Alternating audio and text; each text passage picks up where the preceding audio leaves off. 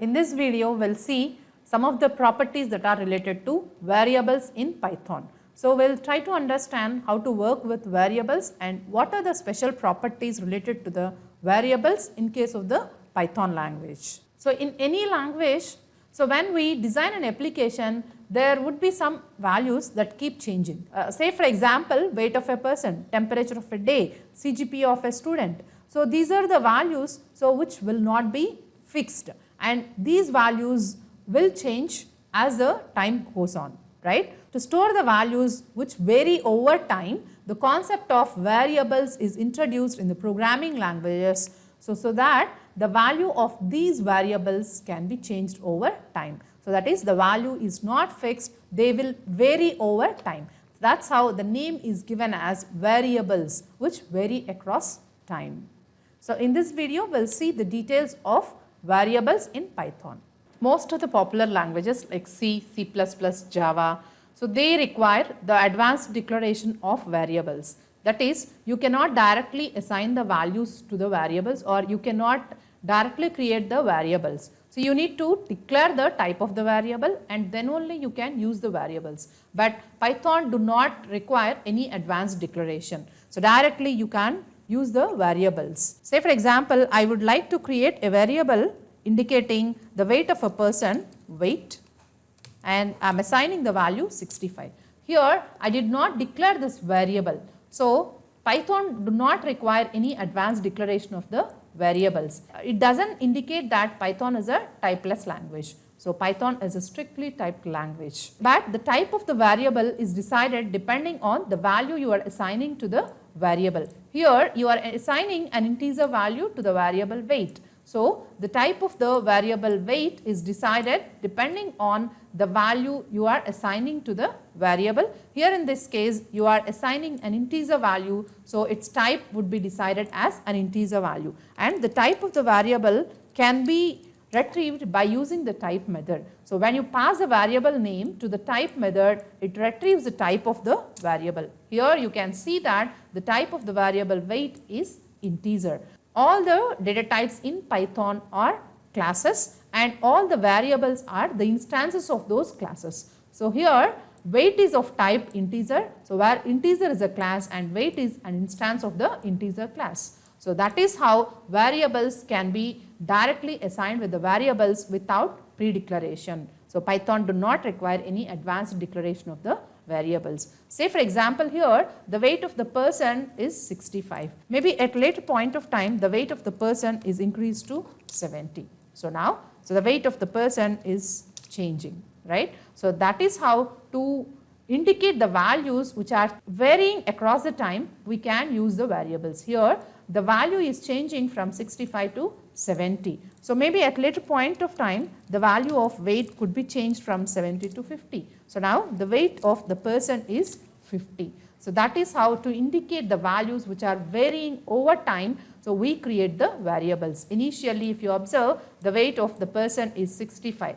The value of this variable is 65. Then later it is changed to 70. Then later it again changed to 50. So, that is how it is possible to vary the values that you are storing in the variables. So, in languages like C, C++, Java, what happens is when you create a variable, you need to declare the variable. Say for example, you are creating an integer variable and throughout its lifetime, the variable will be treated as an integer itself. But in case of Python, it is not required. So, the type of the variable can also be changed over time. Say for example, here weight is treated as an integer type. So, now I am going to assign a floating point type value. So, 65.5. Now, if you observe, the weight of the person is changed to 65.5 and of course, the type of the variable is also changed from integer to floating point.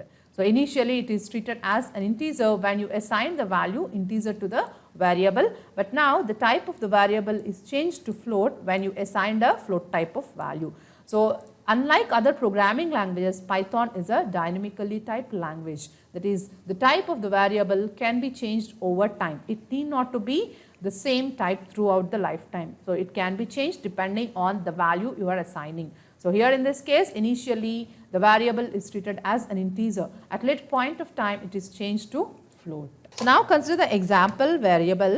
So A is equal to 300.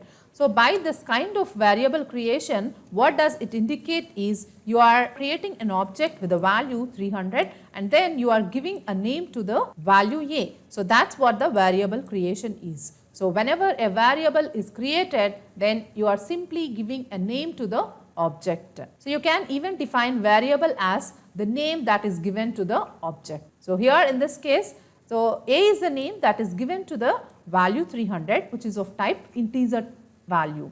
Whereas in the case of weight is equal to 65, in that case the name weight is given to the object 65, which is again of type integer. And in the case of weight equal to 65, the name weight is given to the object 65.5, which is of type float. So that is how creation of variables indicate that you are giving a name to the object. So consider the creation of these variables. So A equal to 300, where we are creating an integer type of variable. So then when we assign a floating point type value to the variable B, variable of float type. So when we assign a string value to a variable S, that indicates that S is created as a variable of type string. So then in the other case, L is assigned with a collection of elements, which is a list type in Python. So Python supports special collection type of data structures which allows you to store collection of elements. So here you can check the type of each of these variables using the method type, which returns the integer type of B, which returns the float type, as the variable B is holding the value 15.5, which is a float. And similarly you can check the type of the variable S, which is a string type. So str is the class that stands for the string type, and similarly you can check the type of L, which is of type list.